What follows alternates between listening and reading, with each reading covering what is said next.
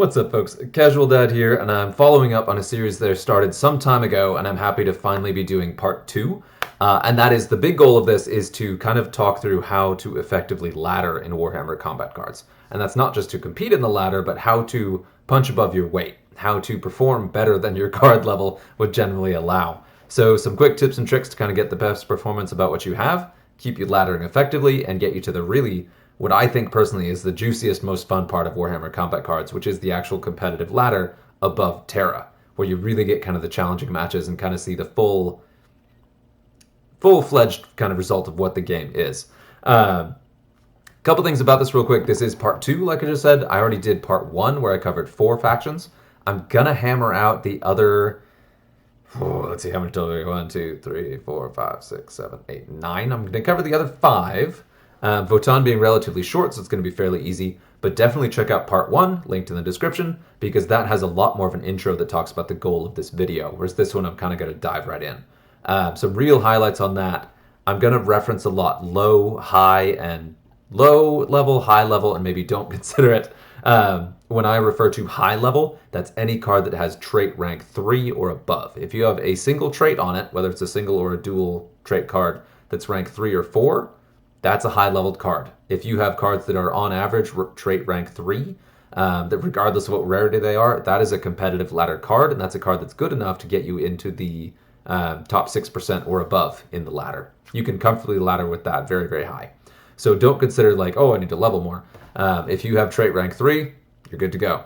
Rock on. If you have trait rank 2, it's going to be a little bit tougher, and if you have trait rank 1 or 0, it's going to be extremely challenging.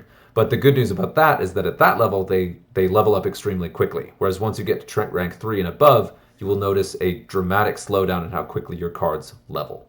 Especially depending on the size of your collection and how many cards you have or how many new ones you have to pick up. One thing I want to make sure to highlight is that it is really good to participate in the campaigns. These are faction locked. So as you are leveling up your collection, your clan dedication, your campaigns will help you get rewards focused around a specific subset of your collection if you want to earn rewards and level up specific subsets quickly, which will help you succeed later. If you have 1 or 2 very strong factions, they can help kind of carry you a bit higher without relying on the others. The other key part is that ranged remains the single most competitive attack type in Warhammer combat cards. It's just the best. So shooting is the best, and probably the single strongest trait is barrage. So the shooting attack that hits adjacent cards, for obvious reasons, right? Because it's the strongest attack type, and barrage just allows you to do more damage with it. So no surprise. We're going to dive right in. I'm going to go ahead and start with Tau, because last time I did Eldar, Necrons, Space Marines, and Chaos. So we got all the fun ones here. We've still got an Imperial faction, but then mostly it's Filthy Xenos in this video. So we'll see if we get as much here. So I'm going to run through and talk about some of the most competitive cards. These are cards that you see in the meta all the time, kind of the most powerful pieces that I personally consider really effective for laddering early. And talk about that too. And then I'm also going to take a quick look at some of the Warlord, the deck builds that I have, especially on some key Warlords. I'm going to try to keep this moving pretty quickly here. So I'm going to start at the bottom with your most powerful cards in the collection. Just to go ahead and make sure to highlight this, you can see there are going to be quite a few that I'm missing, but we'll get there. Number 1 on the list has got to be Longstrike. Now this has changed around quite a bit because Longstrike has gone through some buffs and nerfs over time, and mine isn't particularly high leveled, but he's an extremely powerful piece with a massive attack, very high hit points, and then just the combination of precision shot, which is really good, and then also inspiring presence if you have that. And he's legendary. So another highlight there that I skipped earlier, your legendary and your epic cards are going to be the higher leveled your cards are, the more powerful your legendary and epic cards will be than your rare and common cards. So keep an eye on those. They're definitely ones to keep in mind here. I'm trying to remember how I did this before. I started with the cards or the warlords. I'm going to go ahead and start with the bodyguards because those kind of influence everything, and they may influence which warlords you use. So Longstrike obviously really works well with Shaz-O, we'll talk about in a minute, who just boosts his basic attack, but then also gives him the extra durability that the others don't. He's also very good with either Farsight or Shadow Sun, either version of Shadow Sun, just because it's just pure and simple ranged attack power. And that really is the outstanding thing for the Tau, is they do stand out as a very powerful shooting faction. However, they actually have a fairly narrow band of options, despite that being their kind of main attack type. I'll talk about that more in a minute. Now, we'll go ahead and jump in. So the reason I say that, they have a limited number of options, is they don't have a giant card pool. They have limited attack types, and they have quite a few cards that stand out as kind of duds relative to the stronger pieces. So they have a fairly small pool of things to choose from. Long Strike stands out. This one was nerfed extremely and now has been buffed back up. Remains an extremely strong piece, talking about range being the most powerful attack type and barrage being probably the most powerful trait. You have a massive wound pool, barrage, very high attack damage flyer here at a not totally ridiculous price point for what you get. Especially, I get one more level there, level 8, bonkers. Now that's on the very highly leveled set, but you combine that with the Shaz O, you combine that with Shadow Sun's buff to attacks, you combine that with Aun'va. There are a lot of different ways, or Inspiring Presence, or even Ranged Readies. There are a lot of ways to buff that up, and starting with a really high base damage, this is a very frightening card and extremely powerful. Just to keep on going, this band right here is really where you want to start to look and kind of build your Tau decks. You want to start with one or two of the high-cost cards and kind of build around that.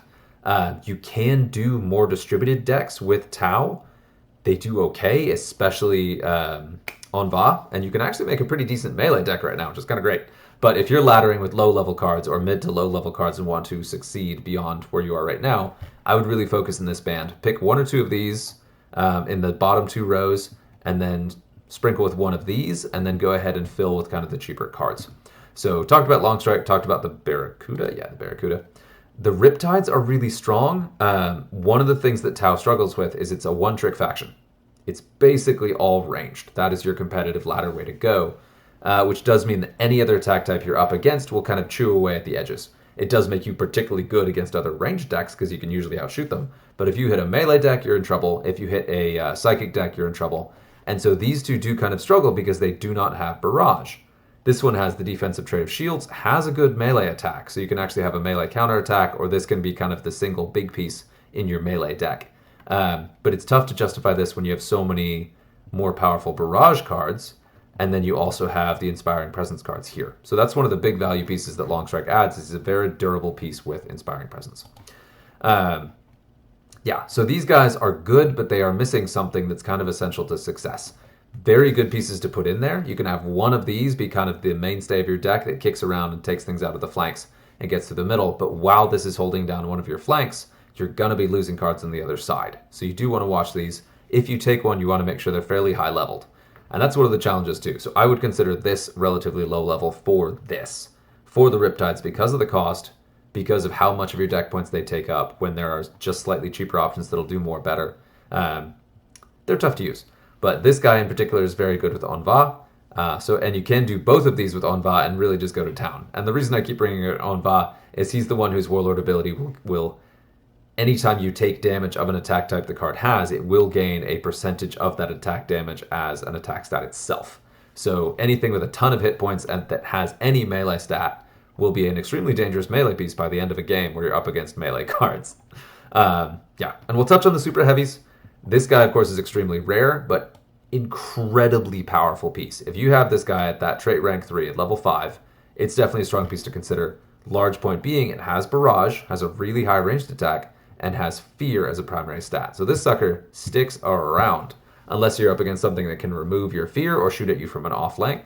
But this guy has a lot of things that the Riptides don't, and so it's definitely one to look out for if you can pick up a copy. I've been very impressed with this card, even at level 3.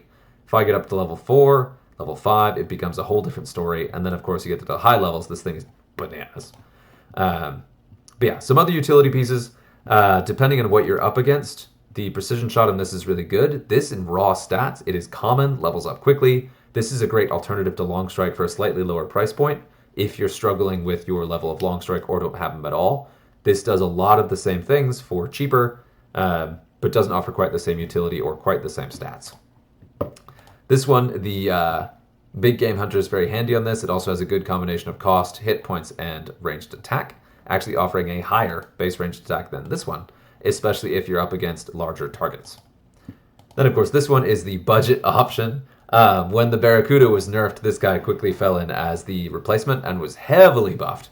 So this is a really powerful piece, but one thing that stands out about this one is the hit points. for this cost, for this big of a piece, it's going to be fairly fragile, and you do need to be careful with it. Luckily, Tau does have some great tools to deal with that, so we'll get there. This one has been a mainstay of Tau for a long time. Having that barrage, having decent hit points for the cost. It's only a hair less durable and cheaper than this one, but it's a pretty significant hair. So it has similar hit points for, what is that, 42 versus 32? Yeah, 10 points less for this thing. Yeah, this is a very, very common card to fill out your Tau decks of basically any warlord. Has a melee stat, so you can do the Aun'va thing. Very powerful piece. Then going up here, if you have a decent level of either of these two, their stats are excellent. Get that trait rank 3. We're looking at this. Has that inspiring presence. This is a budget option for long strike if you won't fit. This is a really strong one to supercharge your other battle suits or your other Tau cards. This one as well, similar story. Does not have that inspiring presence, but compensates by being a dramatically more durable piece with that regen, outflank, and the range debuff, which is really nice if you're up against another range deck. Having some cards that ready for a buff and a debuff and mixing that, super powerful to help you close out a close game. And that is one thing you definitely want to check on the readies of these cards to see kind of what fills in a gap. If you're comparing two cards roughly the same cost and about the same spot, look at the readies and see what your deck is missing and what decks you're going up against that are giving you the most trouble. Jumping up, this one just got a giant buff. This one is now super powerful. Rare, relatively easy to level, great hit points for the cost. Doesn't have barrage, but compares favorably with these guys in the 40-point range. So it's important to look around and keep track of those buffs and such, because this one is now one that could comfortably replace either of these. This guy comes up a lot, but it's okay. Most of the base battle suits are fine. The ones that I see the most often are this guy because he's cheap and has big game hunter, this guy because he has barrage, and then this guy because he has shields. This guy and the 12-point both are fairly common. This guy just got a nice stat buff to where he's justifiable over the 12-point. He already had higher hit points, so his shields were better at doing damage mitigation, but he's more than twice the cost. So the attack stat buff was much appreciated. It still is middling relative to a lot of other... it is middling compared to a lot of other battle suits. Just got a text message that totally threw me off. Pardon. Middling compared to other battle suits, but it now has reasonable attack stats in both ranged and melee. Not as good of a pick in an Aun'va deck because it will lose its shields before it gets the attack buff. This is one you take to hold down a lane. If you have a Riptide in your deck, if you have something powerful that doesn't have barrage and isn't clearing the whole board, this is something you plop down to slow down an opposing deck while you do work on the other side. This is one of the newer taunt cards. Common will level up fairly quickly. A little bit challenging to justify in Tau because it's so expensive and they have a just complete smorgasbord of taunt cards. I personally don't run it, especially not at the usual 200 deck point ladder mode, but it's worth looking at, especially if you have a decent level, because it can tank a whole lot of damage and has a ranged attack, which is fairly unusual for taunt cards. 25 points though, you're probably better off looking up here a bit. Couple pieces that I really like. This guy got a recent buff. So he's actually pretty decent for a battle suit, so he's now a standout, and I really like seeing the red battle suits get a standout, because I would love to do a Farsight themed deck that's all red suits. It might not let me do the 8, the old tabletop thing, but, you know, we'll see. So I'm always looking at the red guys and seeing what I could fit in to do a Farsight deck. I think it's pretty good right now, but yeah. This guy has been buffed fairly recently and is a wonderful piece. This is slotted into my decks a lot because it's a really great budget option with good hit points, great attack stats. Has both the ready and the outflank to make it a very flexible piece, both for buffing and debuffing. Really good. Has that ranged buff ready. Great piece in there. This guy, of course, is really good in your melee decks and your Aun'va decks because it has Berserk on top of the Aun'va ability. So its stats are actually pretty good for a 20-point card. Plus, it racks up insane buffs over the course of the game before it dies. Two other pieces that are mainstays of my Tau decks. This guy, your 12-point shields. Same thing as the 28-point. It holds down a lane really well. Has a decent attack. Actually, it's a 56 versus... Okay, I see why this guy needed a buff, because the 12-point does almost as much damage as he did. It does more damage than he did before, so okay. Those are your shield cards. I believe they're the only... Yeah, they're not the only. A couple of these guys have a shield or two here or there. But you don't have a ton of shields in Tau, so it's nice to have those. This one also has shield. This one has been a surprising standout. Now, clearly his melee theme doesn't have the ranged attack, but it is nice to be able to mix up your attack types. This guy's a budget, very durable, shielded piece with that inspiring presence. You get a couple levels in here, And this guy is not something to skip over. Even if your deck is all ranged, once in a while it's nice to be able to just punch something in melee, either on defense when they're attacking you in melee, or just you build up enough of a bonus against another ranged deck. It's a sneaky piece. It's one that is worth considering, especially if you have a high level one. This guy also is one I use a lot in my decks just because he's a very budget pick to do a ton of damage. And he's particularly good in Darkstrider decks where you're doing a lot of damage, but you want some of your cards to die. And I personally prefer the cards that die to be ones that also do a lot of damage before they die. So you have taunt drones, but I usually like sprinkling in guys like this one, who you know are going to die, but they will do damage on their way out and usually get a kill or two. That same also goes for this one. Target acquired and a very decent ranged attack in a 15-point chassis. This is one I almost never see. Comes up a lot in campaigns though, and it's a really strong piece. The reason you don't see it is there are other target acquired at a lower price point, but that one stands out as having a very good ranged attack and decent hit points as well, so certainly worth considering. A lot of the Kroot got buffed recently. They still almost universally have the issue of either being slow to level or having quite low hit points. So you're looking at trait rank 3 here. He's got less than 100 hit points. So they're cheap, they're fun to throw in there, but I don't usually use them just because they're so squishy. And there are a handful that kind of counter that, this guy being one. Still pretty squishy, but he's only 13 points. This guy, again, standing out as being quite durable. And then let's see, are there any others that I may not have? Some of the new ones. That one has Fear, so that's nice. We're seeing a bunch of these pop out, so we'll see if that changes. Ooh, Medicae. Hello. I never noticed that secondary trait. That's one to look for, because that's got Inspiring Presence. It's similar to that other Ethereal I said is a nice kind of utility piece, but this one's even cheaper and has Medicae to boot. Still quite expensive for a Medicae, but that gives you a second Medicae option, where previously there was only the one. Look at these guys. There's another one. All right, there's a Kroot Medicae. So you can run all Kroot with Aun'va too, which is also awesome. Love it. All right, we got a couple more Medicae than I thought in there. That's good to know. And then, of course, this guy's a very common pick just for being the 11-point Inspiring Presence. Also has recently been buffed and is actually quite impressive. Yeah, these two are... There's Inspiring Presence. I rarely see him. This guy is pretty common as a taunt card because he has actual reasonable hit points. He's a nice compromise between the 25-point and the cheaper 3 points because he can take a hit in ways the others can't. Has the melee debuff, which is nice, and has an actual melee attack, so he can be in a melee deck. But mostly it's just taken for the cost and the hit points. This guy's almost never taken. I'll just skip over those. Got another target acquired here. That's another one I really like because it has similar damage to the 15-point that we looked at earlier. I really like this one as well. It's actually got very comparable stats, and there's another one of the reasons why this one is rarely taken. So 15 points, you got 63, win 18. 8 points gives you 57.95. It's really close for almost half the points. So I don't know why I would not bring this one most of the time. Cheap Barrage is nice. Cheap Endless is nice. Cheap Target Acquired is nice. This is your cheap Medicae. Coming in at 6 points is a really, really good Medicae. Another Barrage. Target Acquired. That's Barrage, yeah. You've got a lot of cheap Barrage drones, and don't sleep on those. Those are actually very, very good. Better than you would think, because they are going to die, but they'll do a bunch of damage on the way out, and especially if you're running something like a Darkstrider deck, extremely good to just do that extra damage. Because we talked about efficiency, talked about one of the things I haven't mentioned yet in this video that I did in the first one is that at lower level, one of the biggest challenges is going to be hit points. So you start out with pretty decent damage for the most part, but your hit points fall way behind, and so any opportunity you have to do additional damage to push through your opponent's decks will really help.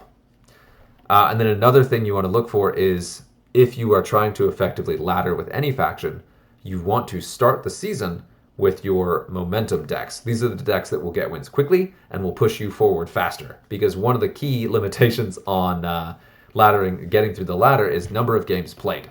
Game speed modifier helps with that. Warlord rotation helps with that. But starting off with decks that are specifically taken because they are fast helps with that a lot. So the cheaper drones with Barrage are a great piece in there to just like scatter damage across the opposing deck and clear it more quickly through just volume of fire. Just watch out for very durable Berserk decks. Couple pieces here that come up basically every time. You've got your 3-point taunt drones. There are 2 of them. They're 3 points. They have over 100 hit points, and they do taunt, and they do range stuff, whether it's a range buff or a range debuff. Extremely powerful They're in basically every single Tau deck. I prefer running the target acquired ones that are a little bit more expensive, just because I'm all about offense. But you can't deny that the most commonly picked cards are these two here. They're all over the place, and they're insanely good for the price point. Then, of course, we got our two-point cards. This drone does nothing but outflank and hold down a lane, but it's 2 points, so you're going to see it. And then this guy, I'm pretty shocked this guy went to 2 points because I really leaned on this for the ranged buff. So you play this guy, he does the ranged scout, so he gives you a buff to range damage for 1 turn, and then also has a ranged ready, so whenever you're shooting with the other stuff, this guy is prepping your follow-up attack. Now, it's going to die, but it's 2 points. It's really good at removing a piece with that target acquired, and this actually does a really good job of topping off your range damage to help you push a little bit further, a little bit faster. So really great pick for 2 points. And a 2-point target acquired, that's a really powerful trait to give to a 2-point card, guys. I don't know. Anyway, there's your Tau. Talking about the Warlords, kind of a tier list. Number 1, tippy top, best of these Warlords is probably Darkstrider. Now, I personally like Shaz-O, but Shaz-O is fairly level dependent. So to talk about these, for Darkstrider, outside the first turn, whenever one of your cards changes lanes, it performs a ranged attack against the lane it was in. So as your cards are dying, you're shuffling your cards around and doing additional damage, which is super strong. It just doubles down in that barrage. So in addition to barrage, you're getting multiple barrage shots per card, which is just stacking the additional damage up there. You do have to build the decks to have cards that will die, but that's where your 3-point taunts or your 10-point taunts or your target acquired cheap cards. You have a lot of cards in there that are really designed to charge that battery, right? You just have to watch out and not have too many cards lost before you close out the game. So Darkstrider is probably the best. He's also the cheapest, which is great. So he's really, you can just jam pack your deck with your most powerful pieces, benefit from his ability, go to town. He also is very, very fast.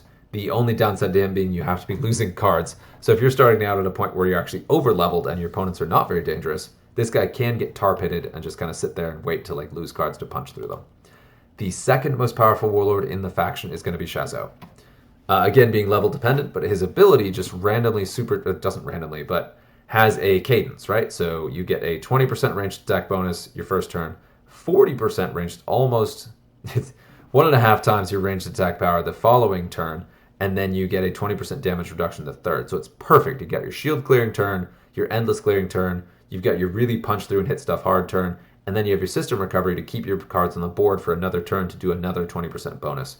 It is an extremely powerful ability that works really, really well as your cards start to have high-level ranged attacks. So this one works really well with a medium to small size deck where you just have a few extremely powerful cards. So your Barracuda is a great pick in here. Cards that will benefit from that attack increase and also just do a lot of damage base, so the percent is a higher increase. Works really, really well in tandem with Inspiring Presence because those do stack. Crazy powerful. Arguably a better momentum deck because you just blast away opposing decks insanely quickly and you don't have to rely on losing your cards to really kind of go off with this guy. So that's one thing I really like about him. Honorable mentions to the other 4. They're all strong Warlords. One of the most successful Warlords for me early on was Commander Farsight. Both Farsight and Shadow Sun, Little Shadow Sun, have the ability where when your last card is deployed from your deck, every surviving card you have on the board is healed up, and then Shadow Sun adds 20 ranged attack to all the cards alive on the board, so an extra top off there. And then Farsight adds, melee ready 5 times. And he's a melee finisher. He's a brawler Warlord. He's also a bit of a headhunter. He's got a lot of hit points, so he can take a hit back, which is why I call him a brawler. But you play him to just hammer something as hard as you can with a melee attack and finish it. So you play him against the opposing Warlord and expect him to win that fight, which is great. He also just recently got buffed, so he's really just cool. He's got a new model. He's got a buffed points cost where he was over 40. Very happy with where this guy is right now. So if you have an okay level of Commander Farsight, he's a really, really strong one to include in your decks. Just a quick tip on that too. It is when your last card is played, and your Warlord doesn't have to be your last card. So you drop this guy down, right? And then you keep in your hand one other bodyguard, so he takes some damage in a close fight, doesn't die. Then you play your final card, and your Warlord has done some damage, or done a bunch of damage, taken some damage, and then heals up to full, which is a really good play to finish out those close games where you need to push just a little bit through, stay alive one extra turn. yeah, play around with that. Those are some very cool strategic pieces to use at the end. The only downside being their abilities have no impact during the game. Aun'va is another piece, but you rely on having very high hit points in your card, so he's not a great starter because your cards start with lower hit points. Just talk about that. Supreme Shadow Sun is going to be pretty rare. Extremely powerful because of the ability you just get free attacks. Very similar to Shadow Sun, to Dark Strider, but you don't require your cards dying, so there's that. Yeah, so whenever a card is deployed across from your friendly cards, they will shoot it, which is great. For only 15% of their base ranged attack, but it's free damage, and it's also will trigger barrage shots too. So it's a lot of free damage that adds up if you take barrage. Yeah. Oh no, excuse me. It's 25%, so it's a quarter of their current ranged attack. Oof. So as they're getting buffs from that plus 15% base ranged, they will then do more damage as cards are deployed against them. So it's really good. It's not quite as just flat out good as Shaz-O, and she's very expensive. So you want to run her when your cards are fairly higher leveled. So that's Tau. Moving right along, we have a bunch to cover. Servants. We're actually going to look at these decks real quick. And this is going to get quite long very quickly, so I'll try to blaze through, and we'll do Servants considerably more quickly, just because there's a lot to cover. I will talk about the individual cards. I may actually go ahead and call this. We'll see how long this gets after the next two factions, and I may do the final three in a third video. So we're looking at Tau. Let's look at Dark Strider. Where are you, buddy? There he is. So right here, you've got my Barrage card, you've got my Long Strike, you've got my cheaper cards that do damage as they go down, both target acquired and the precision shot. You've got this guy's kind of a mid-range buffer that also has a lot of damage itself. You've got this guy's the shield part to hold down a lane if you're losing cards too quickly. And then you have the 2 3-point taunts as things that are guaranteed to keep your cards alive, but also die so you can trigger the movement and get additional damage. Now, this is a very balanced deck that I put together. I have leaned a lot more aggressive where it's just all barrage all the time. And I have leaned a little bit more aggressive where I replace these with more target acquired. So kind of spread out that cost a bit and take multiple target acquired drones instead of those. You can swap this guy out for the 12-point. That's an easy sub. And then have 16 points to play with in the deck, which is pretty great. So fairly straightforward. Hopefully that's helpful. Aun'va, I believe I'm running all melee right now. Now we're kind of mixing it up. I wanted to try that thing, just this insane piece. I don't know that I'd necessarily go this deck. The rule of thumb for Aun'va is you want cards that have both melee and ranged, and you want your highest hit point cards, because they're going to benefit over the course of the game from getting hit, and you want them to get hit, you want them to be able to take that hit. So shields are okay, but you really mostly want your Medicae, you want your very high hit points, and you want your readies. Your scouts, your melee and ranged scouts to kind of beef up your offense while you're building up your kind of stacks from Aun'va. Extremely powerful once your cards get decently leveled and have a lot of hit points. Next up, we're looking at Little Shadow Sun. Fairly standard. For Shadow Sun, again, nothing actually happens with her until you actually play her. So you can kind of spread out the deck to be a little bit mid-rangey, has just a bunch of cards in kind of that middle price point slot, and just be very efficient. With this, I tried to take only white suits just to kind of match the color scheme here. And of course, I had the points to throw in Long Strike, so he kind of threw it off there. I don't appear to be able to edit that. Yes, I can. I can add bodyguards. Okay. And then we should get to Farsight. Now, Farsight, I'm getting weird. I think I have a melee deck. Yeah, okay. So I've got a heavy melee deck here in Farsight, plus the Riptide to go ahead and help and do some extra ranged. Now, if I play this deck and I'm mostly doing the punching, I'm doing melee attacks, I've got the ranged ready bonus on this guy, and then this guy will be shooting back if I'm taking ranged damage. So this is a really fun deck. And I have a bunch of points left over in all of these because they've just got some nerfs since last time, or some buffs since last time we played them. I think Farsight got that much cheaper. So cool, I'll have to tweak those. Shaz-O, I mentioned you don't really necessarily need to run a full deck. You want to take some of your extremely powerful pieces to rely on his percent buff.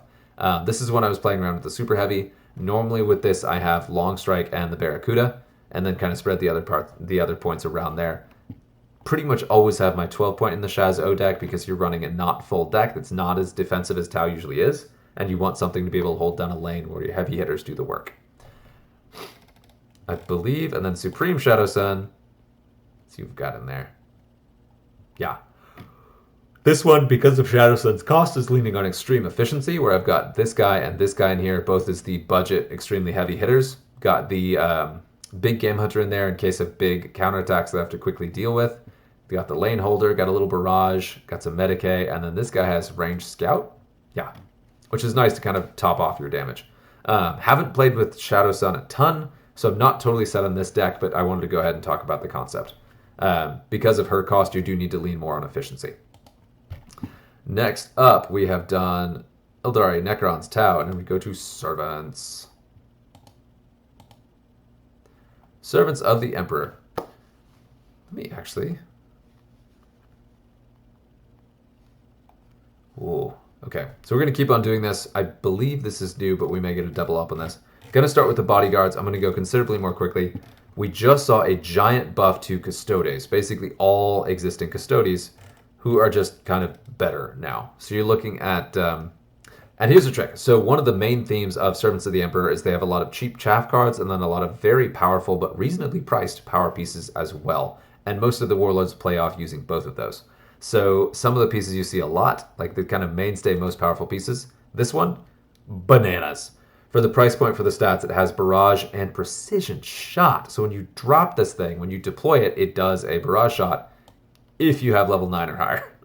So of course it has barrage, which is really powerful early on, but then once you get this thing up to like level 9, it's just bonkers. Take it, put it in everything.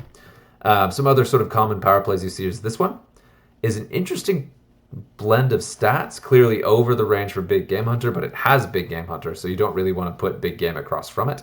But yeah, great stats in both ranged and melee, good hit points for an okay price point, and has the interesting trait of Big Game Hunter. I see this one a lot in Canoness decks. So if you're getting bonus attacks with this thing, you have defensive attacks in both ranged and melee. You've got the melee debuff just in case you're up against another melee deck. It's just a general good all-rounder that does see quite a bit of play. These ones really don't. The super heavies I don't see all that much either, but you will see them from time to time. I really like this one in Canoness decks, just because look at that melee attack. My god. And with Big Game Hunter and Furious Charge, this is a great power piece. But it's crazy looking at this. It's like I have to get from between level 1 and 5. There is no upgrade to attack stats and no upgrade to melee attack stats until you get all the way up here to level 10. But then at max level, of course, it hits like an absolute truck. Very powerful pieces, but level dependent, as with a lot. This is a card that comes up a lot. Anytime there's a ranged Servants deck, this is a very, very strong piece. Because it has the hit points, the cost, it has the range damage, and it has that precision shot. Particularly good in your Yarick decks, but also very, very strong in your Creed decks. We'll talk about that there too. This one is a mainstay. That death blow on the massive melee damage is very good, particularly in Canoness decks. This one having endless plus Inspiring Presence and those attack traits. Recently buffed to the point where those attack stats aren't as impressive, but remember that those are bumped by Inspiring Presence. So very strong piece, great tar pit. Does a bunch of damage back while people are trying to remove it. So it's there. Endless in a card that expensive, crazy. All of these are very strong picks you see a lot. Pretty much this entire row plus this guy, they come up all the time. They're old cards, they're fairly established, you see them a lot. This one has Barrage, so it's a standout of course, and is on the cheaper price point. This one has that precision shot, makes it a strong piece, also has the good hit points and the decent melee. I really like this guy. You basically never see this guy played, but I love him. The combination of Fear and Inspiring Presence on those stats and cost, oh, beautiful. I especially like this guy in a ranged heavy Morven Vol deck, but I really like him because of that balance between ranged and melee, where both are quite high on top of Fear. So he's a great tar pit. Just hold down lanes and do a bunch of damage. And once I get him to level 9, it is on, because I love that Inspiring Presence on top of him too. You basically never see him played, which is criminal, I think, because he's just super good. And it's easy to skip over this guy and underestimate him. He's one of my favorite pieces in Servants. Call, of course, I don't like him. He's not great. He's just very expensive for the attack stats that are good, but only at like max level. He offers you an enormous amount of hit points plus Medicae, which is very strong, and regen, but he's fine. Comes up here and there. Valoris has been a staple of my decks for a long time. Great combination of cost and stats. He's a cool-looking custodian, and he also got a recent very dramatic buff to the point where his base damage is quite high. And then once you get to that Inspiring Presence again, that bumps him up just a little bit more to the point where he's an absolute beatstick and now comfortably outcompete some of the more common pieces like the Penitent Engine for a much cheaper price point. So I would consider him better at this point. This one comes up a lot just for the price point for the high ranged attack and the ranged scout. It's also just kind of an older established card, so you see it played a lot because a lot of players have it at high level. Likewise, this one, very similar. Now has anti-infantry, which makes it an interesting piece. I consider anti-infantry to be a very strong trait, but it is positioning dependent in the same way that Big Game Hunter is. But it's also largely a bonus, because you don't need it for these cards to excel. Your anti-infantry cards are usually pretty good already, that they just get gravy where they can punch through melee cards when they hit against them. You don't really see a ton of play from any of these until you get to this guy, who really didn't see play, but just recently got a pretty big uptick in cost in exchange for a very dramatic increase in stats. So he's pretty great. I've been having a lot of fun leaning heavily on Custodians now. I'm glad I waited to make this part of the video because it would have been completely different last week. So this guy's a mainstay, regularly nerfed, extremely powerful because he's at a decent price point, has good stats, and it has the Psionic Blast trait, which makes him both incredibly powerful in call decks and then also in Greyfax decks where you can buff up the base psychic damage. You've got that barrage here. Used to have shields, I want to say. Now has kind of an interesting comparison with the Inquisitor Karazmazov, the guy in the Walker. She's okay. She's got barrage and an okay ranged attack, but you don't see her very much. She's one I always try to find a place for, but just isn't there yet. Strachan, I don't usually recommend for leveling quickly, but if you happen to have a high level version of him, minimum of your Berserk rank 3, which is his secondary trait, so it takes a minute. He's a great piece to consider. For those hit points, plus that regen trait, for the amount of damage that he can stack up and how long it takes to remove him, very strong piece, but not for low level. For lower level, you're looking again at these Custodians whose base damage was buffed dramatically recently. Shields will really help you kind of stay out of battle and get through a close one, and his attack stats now are quite good. Likewise, these guys, this guy, any Custodian is basically a good pick at this point. And I got a new one, I love it. One of my this guy's new and got a giant buff recently and hits real hard. This is level 3. You get to level 4 and look at this thing. For those points, he's quite good. But not necessarily a mainstay. And there's a bunch to talk about here. I do consider Hicks to be up there for best melee card in the game. He's got Big Game Hunter and Furious Charge on top of really, really good stats, and he's got a very competitive price point plus decent hit points. Has some ranged, enough to matter, but mostly he's a melee beat stick. Super good at just clearing out a power piece that needs to get taken down, especially for the budget cost. For 25 points to take down like a knight, worth it. The assassins are generally underwhelming, this guy being kind of the exception because of his ranged attack and his target acquired. But he tends to be just so pricey for what you get, he's not particularly worth it because you have so many different target acquired cards at a much lower price point. He doesn't offer enough else to usually justify them, especially at low level, This is one I always reach for. The stats look middling at first, but then you realize it's got regen and combos really, really nicely with a lot of the warlords. I really love this card. As a bit of a surprise, I really like this card in Greyfax decks, where you can get the stat boost from being Greyfax on a deceptively fragile looking card and make it just incredibly tanky. Likewise, Morven Vol loves having these too, because you can combine her damage reduction plus regen, makes this really, really stick. And I love this. Great combination of stats. Surprising piece. This is another card you're going to see a ton in Servants because at level 9 it also has Psionic Blast, which can make your Psionic Blast deck kind of dumb. Has Fear, and is a very, very good counter Psyker. So if you have any Psychic attacks in your deck, this is a really strong piece. If you're running up against a lot of Psychers in opposing decks, very strong piece to go ahead and shut them down and counterattack in Psychic. If you put this on the board, there's a very good chance your opponent will not use Psychic attacks against you, which could be good or bad. Their alternative attack type might be worse for you if you have this guy in there, but that's the thing. You can deliberately kind of adjust what attack type your opponents are using by which pieces you put on the board and which ones the AI will choose to play. Kyria, the addition of anti-infantry has kind of gotten me to change my opinion around on her. I still think that Kyria is probably the worst card in the entire game. For the cost, for the stats, for the attack types. Got all 3 attack types, which is good. They're all in the 30s, which is also good. What really holds me up is that secondary trait of poison. An epic secondary trait of poison. At max level, it is useful. At level 1, it is not. I have no faith in any attack that does less than 5 damage because of Akaran, and just for anything else. Yeah, and a secondary trait of poison on an epic card that's never going to max it out. Especially for 20 points. You just have so many options competing for this slot that it just doesn't cut it. Does have anti-infantry, which does buff those attack stats in a very meaningful way, but you just have so many better options that don't have to be against a infantry card. So yeah. Melindy's okay. Has anti-infantry as well, I believe. Yep. Better stats for a lower cost, but does not have the psychic attack. But does have outflank instead of poison. Harker is one of my favorite cards in the entire game. Just love it. Love the aesthetic of the old Catachan. Like, it's just a ridiculous looking model. His gun is named Payback. Yeah, has Berserk and a decent health pool. Very, very, very good in a sort of budget ranged Greyfax deck because his stats boost considerably for a cheap cost. Very good in a more Vol deck. Again, similar reason because she is able to mitigate damage, so he's able to build up more of attack defensively and not die as quickly. I really like Berserk in several of the Servants decks, and it doesn't actually come up very much. So I really like Harker. And I ran into him recently where he just wiped the floor with me, and I believe it was a Greyfax deck. And it was a surprise, a welcome surprise to see him perform well. So.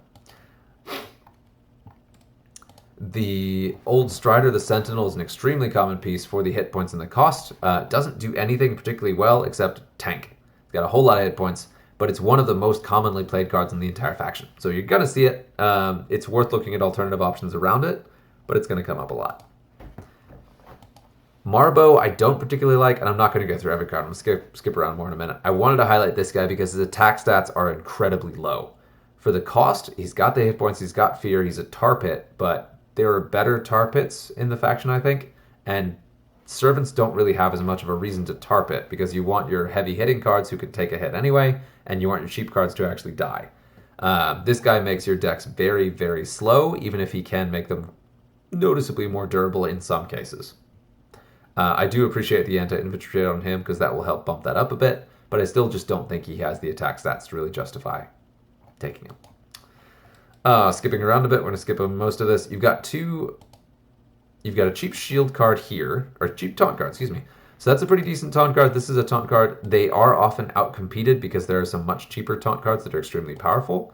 Servants have so many taunt cards. So you got those two, and then you also have this guy, I believe, yeah, at 15. So you've got a ton of taunt cards at 15, 17, 18. Stand out. I always like to shout out here, these guys, the Last Chancers, are extremely good. If you just take all of them at a relatively high level and plop them into a Greyfax deck and just call it, they have all of your tools. They've got Fear, they've got Target Acquired, they have Outflank, they have Taunt, Barrage. It's kind of great to run those guys because it's very thematic and they feel like they should in the stories if you do that. So give that a try if you haven't yet. I love that deck. It's a little bit surprising. I can just pop out of nowhere. You've got your cheap shield here. You've got Severina Rain. I had trouble here because I spent a lot of time using the 7-point Commissar and then turned around at some point where my Severina hit that trait rank 3 and then was suddenly a viable replacement for the 7-point because she's so much more durable and has such better attack stats. So I do put her in quite a few decks. Certainly worth looking at. I really kind of skip over most folks in this row. This guy is your third on the trifecta of your Psionic Blast cards. So if you want to Psionic Blast all three of your cards, you have this guy, you've got the Culexus, and you've got the Inquisitor, and you will just blast the board like crazy, especially in Greyfax decks, every single turn before you even attack. So it's pretty good. He's the most fragile of all of them, so in non-Greyfax deck, he's very likely to just die. But he's extremely powerful in Greyfax decks and is worth considering in others if you assume he's going to die. Don't consider that one. Cheap shields, but eh. This guy comes up a lot. Nerfed not too long ago, but is a very, very good melee piece for 11 points. Your 11-point taunt was also buffed recently, and if you want to go thematic and all gold in your Custodes armies, definitely consider her. And then we hit a lot of the chaff cards, and now the biggest advantage of basically all of these is that they're cheap. You've got your 2-point, 3-point. 3 points. You've got a 3-point Psyker.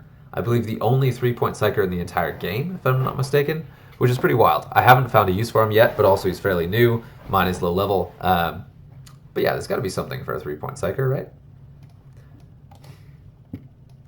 You got Deathblow, you got your cheap Medicae. The cards you're going to see the most often is Minced. You're going to see her all the time. She's the oldest and cheapest Medicae in the faction. You will also probably see a lot of the Hospitalier. She was recently buffed. I believe her cost was changed, so she's a fair bit cheaper. So now you have two very reasonable Medicae cards that you expect to lose, but expect to keep your heavy hitters alive and benefit from them dying. You're also going to see that 5-point Taunt a lot, and the 4 and 5-point Endless cards are all over the place because there's so many Servants decks that benefit from them dying, and their stats are not bad for the cost. Excuse me. Those are kind of outstanding ones. Your Medicae, your Endless, and your 5-point Taunt. Those are the key pieces you're going to see the most from this price point range. Those are kind of the best chaff pieces. I mentioned the 7-point Commissar with that Inspiring Presence. He's good, but if your Rain is an okay level, I wouldn't take him. I also often take the Outflank here because he has good range stats. I often take this Poison guy because he's both melee and ranged and has actual poison. Looking at you, Kyria. Excuse me. And then this guy's a recent one that these guys too, the Kazrakin, at the under 10 points cost have very nice stats and abilities, but I haven't reached for them yet because mine are still what I consider fairly low level, especially this guy. But I'm very excited to bust this guy out later because 9 points for this, I'm all about it. And yeah, that is Servants mostly in a nutshell. Looking at the Warlords, your top competitive Warlord is going to be Canoness. She is stupidly powerful. And then also Greyfax I mentioned several times in the deck builds because Greyfax has this flat buff to make your lower cost cards just obscenely powerful. Bonus to her, the matchmaking isn't particularly good at figuring out when you're getting matched up against opponents. One of the things considered is the total number of deck points that you have because lower level players don't have full deck points. And so if you're playing Greyfax, you tend to get easier matches, which is kind of funny. That may have changed at some point, but that was my experience not too long ago. One of the meta monsters in the game right now is Call, Supreme Call. He's terrifying because any of his cards that attack off lane do a minimum of 75% of the attacker's damage. Yeah, minimum 75%. So if you hit a card with shields, take 75% of your damage. You hit something off lane with Barrage or Psionic Blast, take 75% of the base damage, which more than doubles the Psionic Blast damage and the Barrage damage. Yeah, and then it has just built-in flat healing. He's insane to the point where he's been removed from PvP, but if you have Call and you put the decks in there, you should have a relatively easy time laddering with him, but you may not. It's going to depend on the card level of all your cards and him too, but the ability is extremely powerful. So if you're frustrated by shields, if you're frustrated by fear, he is one that will help you punch right through that, which it's nice to have that. Of course, Yarick gets an honorable mention for being the cheapest Warlord in the entire game, which does make him a decent competitive piece as someone you're laddering with, so he's a good power piece there. He's not particularly good himself, but his ability is anytime one of your cards dies, one of your other cards at random will ready. I believe will double ready. So he's very good at returning fire. So even if your cards die, you then get a big buff to attack back with later.